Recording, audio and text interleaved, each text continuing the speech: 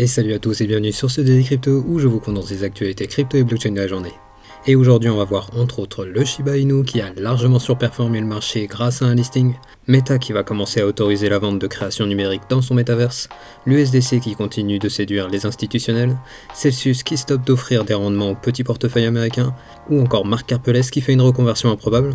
Bref, je vais vous parler de tout ça et du reste des actualités de la journée. Mais avant de rentrer dans le vif du sujet, je vous rappelle que mes vidéos ont un but informatif et que je ne suis pas un conseiller financier. Et bien sûr, si vous appréciez ce format, pensez à défoncer le pouce bleu et à vous abonner pour être notifié dès que je sors une nouvelle vidéo, pour ainsi être au courant des dernières actualités du monde crypto.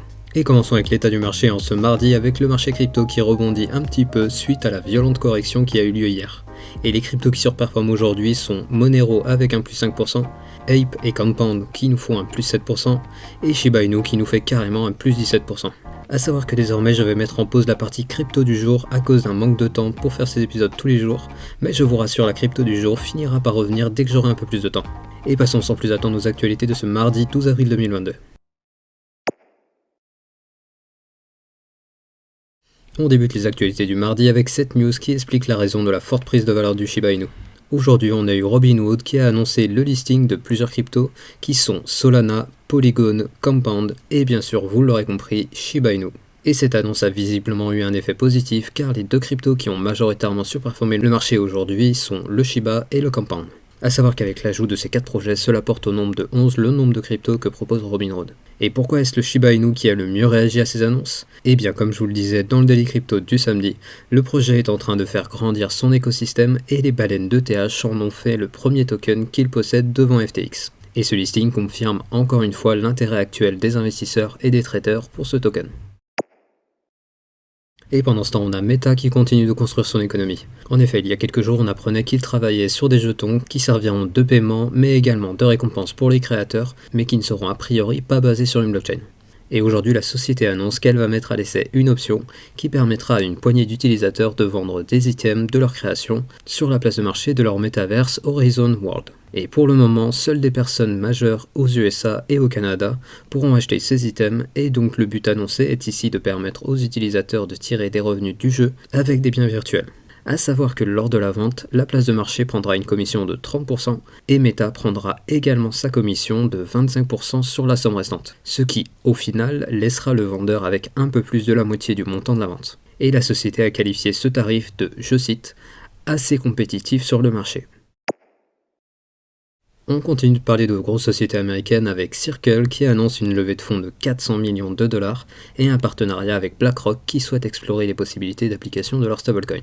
Pour rappel, Circle est la société émettrice du stablecoin USDC et aujourd'hui ils ont levé 400 millions de dollars auprès de différents acteurs tels que Fidelity, Marshall ou encore BlackRock. Et le PDG de Circle, Jeremy Allaire, a annoncé sur Twitter qu'il avait rencontré les dirigeants de BlackRock qui se sont montrés très intéressés par la facilité d'échange de valeurs que permettent les stablecoins et ils souhaitent donc tester les différents domaines d'application des stablecoins.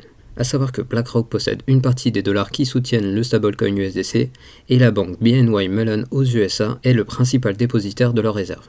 Bref, vous l'avez compris, la société Circle est très clairement dans une stratégie d'association avec les géants du secteur bancaire pour légitimer et développer leur stablecoin, et pour le moment la stratégie semble plutôt bien fonctionner.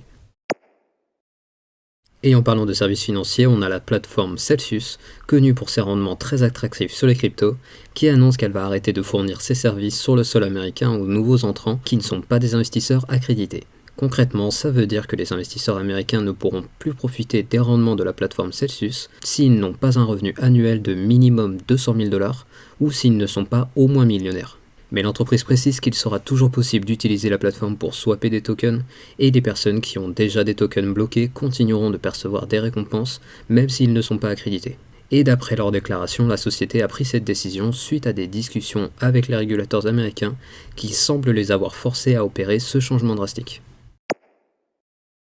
On revient au secteur crypto avec les développeurs de Axie Infinity qui vont mettre les moyens pour que le hack de leur réseau Ronin ne se reproduise plus. En effet, ils lancent un bug bounty de 1 million de dollars. Et pour rappel, un bug bounty est un programme de récompense qui servira à rémunérer toute personne qui arrive à trouver une faille sur le réseau. Et donc aujourd'hui, ils annoncent qu'ils offriront une prime pouvant aller jusqu'à 1 million de dollars aux hackers qui réussiront à trouver une faille majeure sur leur réseau. Et donc on voit ici que l'équipe a retenu la leçon qui leur a quand même coûté 622 millions de dollars.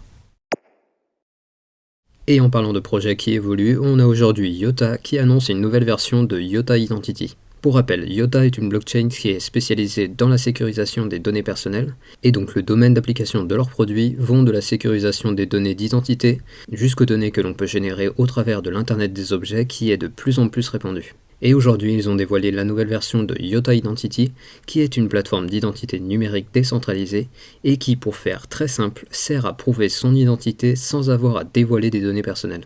Et je ne vais pas rentrer dans les détails, mais en gros, cette nouvelle version a pour but de renforcer la sécurité et la confidentialité de leur plateforme. Toujours en parlant de projets qui continuent d'évoluer, on a aujourd'hui Swissborg qui vient d'obtenir la certification PSAN auprès de l'AMF. Et pour rappel, Swissborg est un exchange au même titre que Binance ou Coinbase et qui est situé en Suisse. Et ils deviennent ainsi la première société suisse à obtenir le sésame français, et ils pourront désormais opérer de façon totalement régulée et faire de la publicité sur le sol français. Et sans transition, on a Marc Karpelès qui annonce le lancement de son agence de notation qui se nommera Ungox et qui aura pour but d'informer les investisseurs sur la fiabilité des différents protocoles DeFi et exchanges centralisés. Et pour ceux qui ne connaisseraient pas le personnage, il s'agit d'un Français qui avait dirigé Mt. Gox, le premier exchange de Bitcoin, qui a été victime d'un hack qui avait vu la perte d'environ 850 000 BTC. A savoir que pour prouver sa légitimité, il explique qu'il a connu quasiment toutes les galères que peut connaître une plateforme et que grâce à son expérience, il est très bien placé pour déterminer si un projet est fiable ou s'il s'agit d'une arnaque. Et lors de l'annonce, Marc Karpelès a précisé qu'il y aura une version gratuite accompagnée d'une version premium qui donnera accès à des informations plus complètes. Bref, la reconversion est plutôt osée et pourrait bien être un succès s'il parvient à convaincre du sérieux de son propre projet. Et on finit les actualités du mardi avec le flash du jour. Tout d'abord, on a eu 385 millions de dollars de positions acheteuses qui ont été liquidées suite à la correction de Bitcoin. Ensuite, on a le co-directeur de Galaxy Digital Trading qui annonce que l'Ethereum ira à 6500 $ d'ici la fin d'année. Ensuite, on a Kevin O'Leary qui a annoncé que le Bitcoin n'ira jamais à zéro. Et finalement, au mois de mars, on a eu une moyenne de 20 distributeurs Bitcoin installés par jour dans le monde. Ainsi se finit le Daily Crypto du mardi, et comme je vous le disais en début de vidéo, je vais mettre en pause la partie crypto du jour à cause d'un énorme manque de temps pour faire ces quotidiennes, mais je vous rassure, je vais continuer à sortir les Daily Crypto, et la partie crypto du jour reviendra dès que mon emploi du temps le permettra. Et je vous rappelle que je publie ces vidéos du lundi au samedi, et le récap crypto tous les dimanches. Et je vous invite à venir me suivre sur Twitter et mes autres réseaux sociaux que vous trouverez en description. Et n'hésitez pas à venir me dire dans la section des commentaires s'il y a des points que vous voudriez préciser par rapport aux actualités du jour, pour que tout le monde ait accès aux informations les plus complètes possibles. Et comme d'habitude, pensez au like pour le référencement de la vidéo, et à l'abonnement pour être notifié dès que je sors une nouvelle vidéo. Et je vous dis à demain pour un nouveau Daily Crypto.